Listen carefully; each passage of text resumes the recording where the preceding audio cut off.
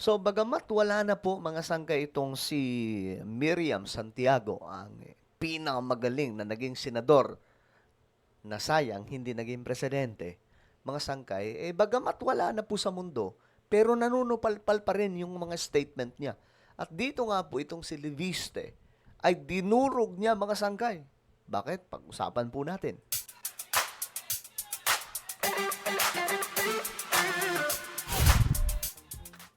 Okay. Mabuhay kayong lahat sa mga nanonood ngayon. Happy New Year everyone. At ito nga po, no? Dahil po sa mga kung ano-anong pasabog ni Leviste na hindi po pinag-iisipan bilang bagong kongresista, ngayon nilampaso po siya ni Miriam Defensor Santiago.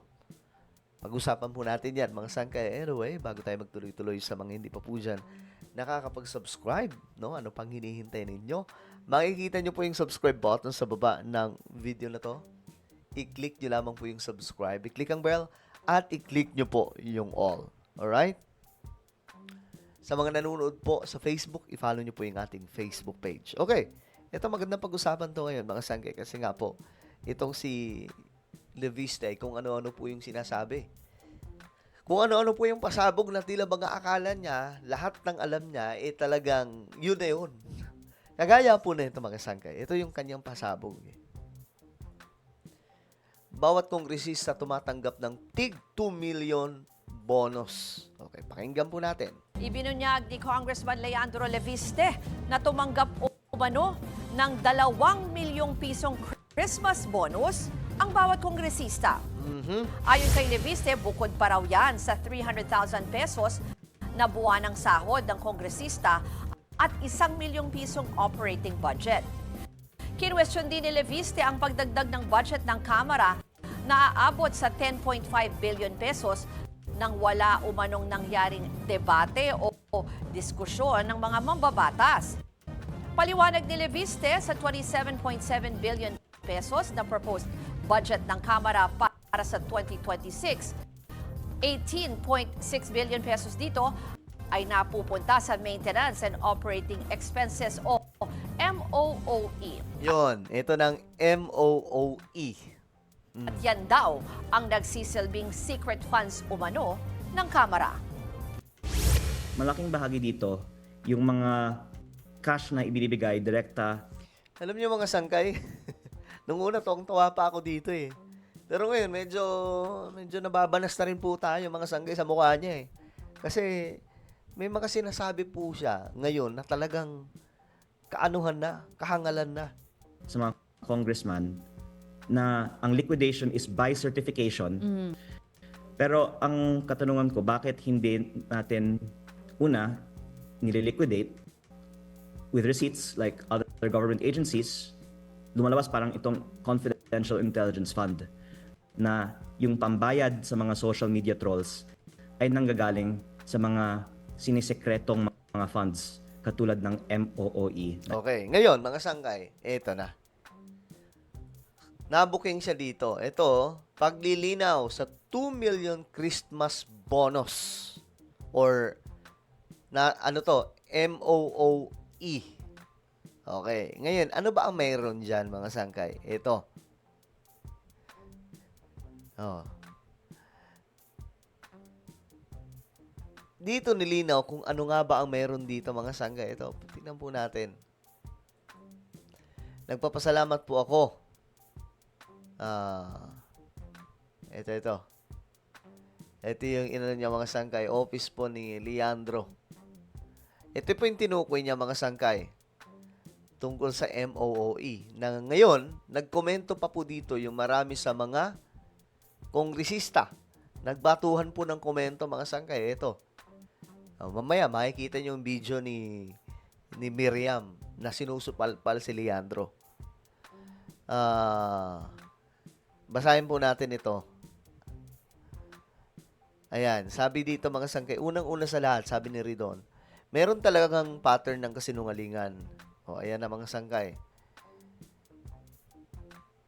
Binanatan ni Ridon si Leviste dito. Ngayon, mga sangkay, Ito yung mas klaro. Saan nga ba napupunta yan? Okay? Saan nga ba talaga napupunta itong bonus? Sabi po ni Congressman Adyong, ayan, taga Lanao del Sur, 1st District Representative. Representative Leviste was claiming na may bonus. But ito na mga sangkay. Ito na ang lumabas. They are not bonuses. So, there's a misinterpretation. Mga sangkay. May misinterpretation yung inilabas na information ni Leandro. Yung mga clerical, yung pagbabayad ng kuryente, pagbabayad ng ilaw. So, I don't know how he ran his district office. If he does not want the maintenance and other operating expenses. Ayan na mga sangkay. Ito na po yung tinatawag dito na ayan, MOOE.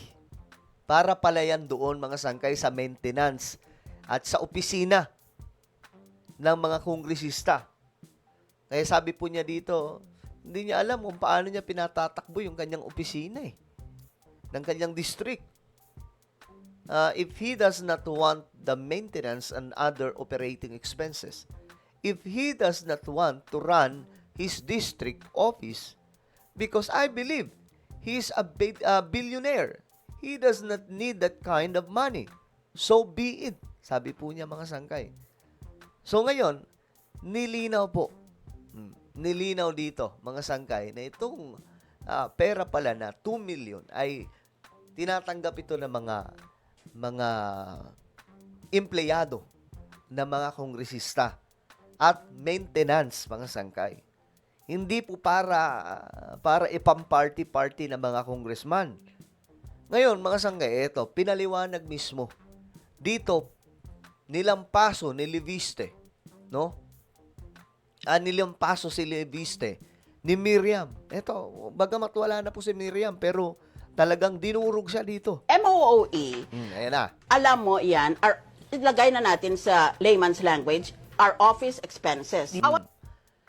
Leviste, makinig ka. Para sa'yo to. Bawat buwan, ang bawat senador binibigyan ng 2.2 million. No, ulitin natin. Alam mo yan, ilagay na natin sa layman's language, our office expenses. Bawat buwan, ang bawat senador binibigyan ng 2.2 million. Every month. Every month. So you receive 2.2M also every month. Right. You, Me. okay, your office. My office. Yeah, but your salary is something like 75,000. 75,000. Okay, I know that. Yeah. I get 2.2 million. Every month. I am required by the budget office to spend 1/2 of that on personal services. Meaning to say, pangsweldo ko sa staff ko. Hindi nila kinakuha ang sweldo nila sa Senate. Oh, Hindi- yeah, not sa Senate, sa office mo. That's right. Per senator. That's right. Kaya, nasa sa senador yun kung ilang tao ang susweldohan Kung niya. maliit ka magsweldo o malaki ka That's right. magsweldo. At ikaw mag-determine kung ano ang sweldo ng bawat isa. Okay. Ngayon, 2.2 million na yan, kalahati para sa sweldo. Net to, yung 2.2, net na? Oh, Net, okay. 2.2. Alright. Pagkatapos, ang kalahati niyan, dapat gastusin mo sa rental mo sa opisina. Rental sa opisina. Kung wala kang, kasi may mga opisina kami sa Senado, maliliit na mga kwarto yon, hindi kasya. For example, Okay. in my case, I always have a staff of maybe 30 to 40. Ngayon, kung meron kang natawag na satellite office, in addition, dagdag pa yon sa opisina mo sa Senado, binapayagan kang mag-upa. Okay. Some of us rent, but some of us don't. So you rent? I rent. Okay. Tapos, sa MOE na yan, bayaran mo ang renta mo, ang tubig, kuryente, office equipment mo. Okay. Yeah. Yun pala yun. Alam nyo, hindi kasi nag-aaral ito si Leandro Leviste. Ngak-ngak lang ng ngak-ngak. Hindi po pinag-aaralan yung kanyang mga sinasabi. Tulad nito mga sangay, sabi po niya dito. Sabi niya dito. Sabi niya, actually, magandang panawagan lahat ng mga kasamahan ko sa Kongreso. I-upload natin sa Facebook kung saan napunta yung 2 million.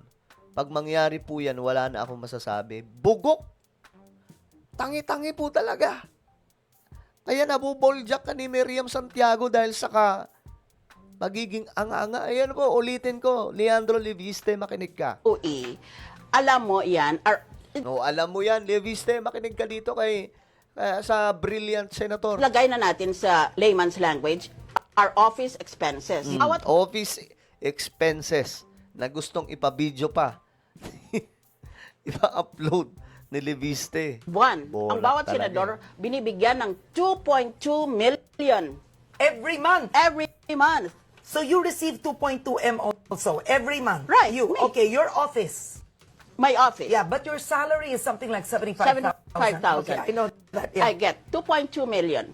Every month. I am required by the budget office to spend one half of that on personal services, meaning to say, pangsweldo ko sa staff ko. Oh, 'di ba? Pangsweldo sa staff. So pag December pang bonus sa staff, tapos yung iba mga sangkay pang maintenance. Nagre-renta ka sa office. 'Di ba? Kapag ka mayroon kang satellite na tinatawag na satellite office, din yung pang-renta mo 'yon. Pambihira to talaga Hindi si nila Leandro. kinukuha ang sweldo nila sa Senate. Oh, Hindi- yeah, not sa Senate, sa office mo. That's right. Per senator. That's right. Kaya, nasa sa senador yun kung ilang tao Yeah. ang susweldohan Kung niya. Ayan ha, malinaw na mga sangkay. Si Miriam Santiago na ang nagpaliwanag kasi hindi kayang ipaliwanag ng utak ni Leandro eh. E di ngayon, anong inyong opinion na napahiya ni Miriam, si Leandro Leviste?